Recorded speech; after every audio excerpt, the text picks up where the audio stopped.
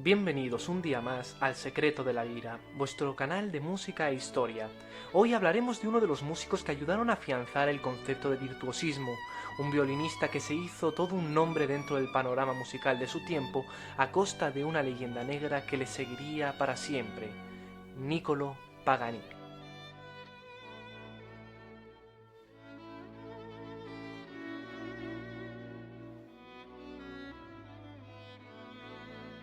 Niccolò Paganini nació en la ciudad italiana de Génova en 1782, en el seno de un mundo tumultuoso y cambiante que ondearía la bandera del romanticismo hacia una nueva corriente de pensamiento. Al igual que sucediese con otros grandes genios de la historia, el propio nacimiento de Paganini se encuentra envuelto por el misterio y la oscuridad que lo acompañarían hasta el final de sus días.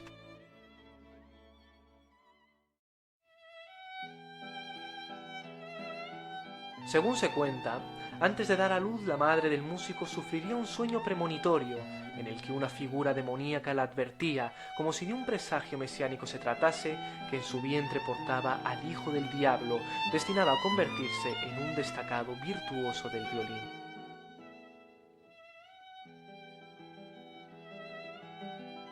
Sea cierto o falso, aquel sueño era sin duda un avance de lo que Paganini conseguiría en sus escasos 57 años de vida. Desde pequeño, sus padres volcaron al joven Niccolò hacia el campo musical, comenzando sus estudios de violín a la pronta edad de 7 años, y siendo obligado a practicar durante horas y horas bajo la amenaza de quedar privado de alimentos.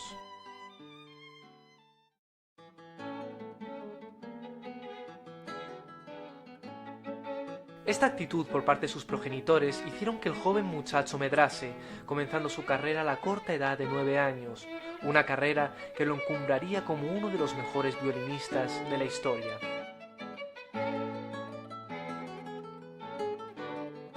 Sin embargo, la brillantez de Paganini no era solo producto del trabajo duro, o al menos eso opinan la gran mayoría de los expertos en la materia.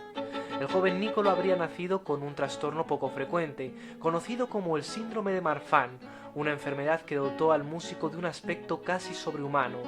De gran altura, tez mortecina, largas extremidades y una flexibilidad asombrosa que le permitieron llevar la técnica del violín hasta límites casi inimaginables.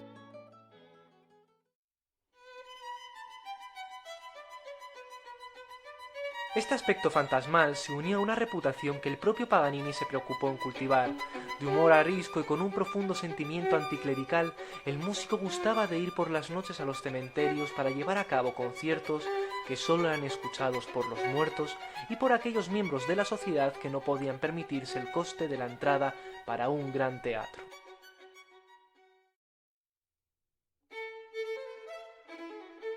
Además, el temperamento del virtuoso acrecentaba ese aura demoníaca que proyectaba. Pendenciero, mujeriego, adicto a los juegos de azar, el destacado músico llegó a estar encarcelado acusado de haber asesinado a su propia amante. Recluido en la prisión, la única compañía que encontró fue la de su propio instrumento, el cual tocó incesantemente hasta que, por el deterioro mismo de los materiales y de la agresiva forma de interpretar de Paganini, las cuerdas del violín fueron saltando, una a una, hasta que solo quedó la cuerda de mi, la más gruesa de todas. Fue de esta forma, y contra todo pronóstico, que Niccolò Paganini compuso las variaciones sobre un tema de Rossini, interpretado sobre una sola cuerda y destinada a convertirse en una de las piezas más difíciles dentro de la disciplina de este instrumento.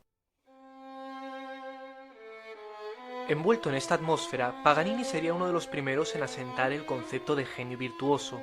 Sus conciertos eran grandes espectáculos teatrales, cuando la tenebrosa figura del violinista aparecía ante un teatro completamente repleto y apenas alumbrado por unas tenues velas, las personas que allí asistían quedaban presas de su hechizo. El propio escritor Goethe, uno de los padres del pensamiento romántico, llegaría a decir de Paganini que cuando éste tocaba era capaz de sumir a todo el auditorio en un profundo trance. Su virtuosismo alcanzó cotas inimaginables, hasta el punto de que algunos solo lograban explicar aquella forma de tocar con la propia presencia del diablo, algo que se veía reforzado por la vida personal del músico.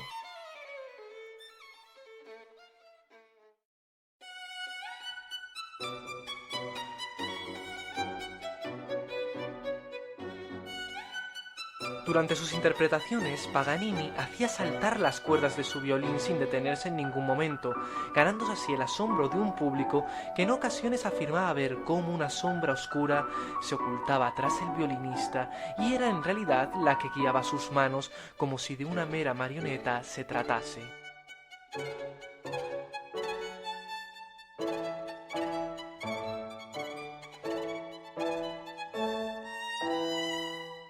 Sin embargo, no hay duda que el reconocimiento y la fama que alcanzaría en vida serían enormes, ganándose la amistad de compositores tan destacados como el pianista húngaro Franz Liszt o el genial Héctor Berlioz. El estilo de Paganini se encuentra dentro de la propia corriente de su tiempo, inspirándose en la naturaleza y en la realidad misma para llevar a cabo un tipo de música descriptiva que buscaba emular el mundo circundante, una idea que quedará plasmada en su capricho número 13, conocido como la risa, a la que posteriormente se le añadiría el epíteto de risa del diablo.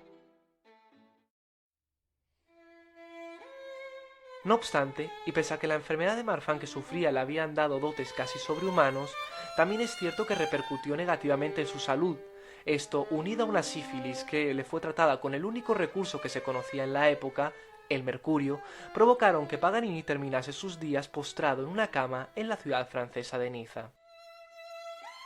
Es aquí donde el círculo lúgubre que el genio se había labrado a lo largo de su vida finalmente se cierra, ya que cuando el sacerdote acudió a la casa para proporcionarle la extrema unción, un Paganini incapaz de articular palabra ni de escribir fue interpretado por el clérigo que allí se encontraba como un verdadero hereje y adorador del maligno.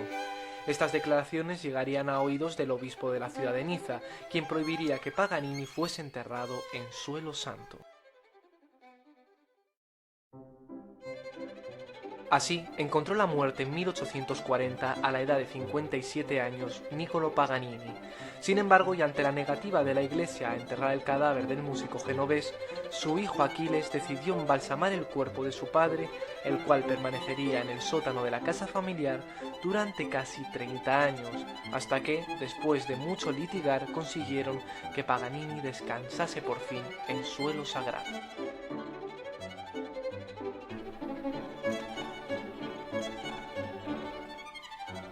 Así termina la historia de uno de los músicos más sobresalientes de su tiempo, un hombre que llevó el nivel técnico del violín hacia límites insospechables, que contribuyó a consolidar la imagen del virtuoso y del genio romántico y que se garantizó un halo de misterio que aún en nuestros días nos hacen conocer a Niccolò Paganini como el violinista del diablo.